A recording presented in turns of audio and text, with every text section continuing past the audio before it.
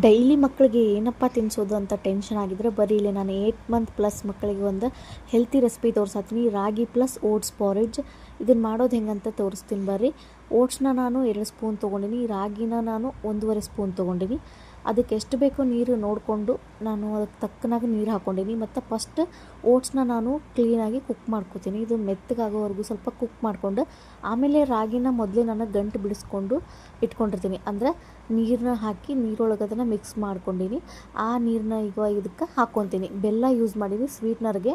ಬೇಕಿದ್ದರೆ ನೀವು ಬೆಲ್ಲ ಸ್ವಲ್ಪ ಯೂಸ್ ಮಾಡ್ಬೋದು. ನೋಡ್ತಾ ಇರ್ಬೋದು ನೀವು ರಾಗಿ ಅದೇನು ಮಿಕ್ಸ್ ಮಾಡಿ ಇಟ್ಕೊಂಡಿದ್ನಲ್ಲ ಅದನ್ನು ಇವಾಗ ಇದಕ್ಕೆ ಹಾಕ್ಕೊಂಡು ಇದನ್ನು ಕರೆಕ್ಟಾಗಿ ಒಂದು 10 ನಿಮಿಷ ಕುಕ್ ಮಾಡ್ಕೋಬೇಕು. ಸ್ಲೋ ಆಗಿ ಎಷ್ಟು ನೀವು ಕುಕ್ ಮಾಡ್ಕೋತೀರಿ ಟೇಸ್ಟ್ ಅಷ್ಟು ಚಲೋ ಬರ್ತೈತಿ, ಮಕ್ಕಳಿಗೆ ತಿನ್ನೋಕೆ ಇಷ್ಟ ಆಗುತ್ತೆ. 8 ಮಂತ್ ಪ್ಲಸ್ ಮಕ್ಕಳಿಗೆ ನೀವು ಸ್ವಲ್ಪ ಗಟ್ಟಿಯಾಗಿ ಕೊಟ್ಟರು ನಡಿತೈತಿ. 6 ಮಂತ್ ಪ್ಲಸ್ ಮಕ್ಕಳಿಗೆ ಸ್ವಲ್ಪ ನೀವು ಇದಕ್ಕಿಂತ ತೆಳು ಮಾಡ್ಕೋಬೇಕು. Thanks for watching. ಹೆಚ್ಚಿನ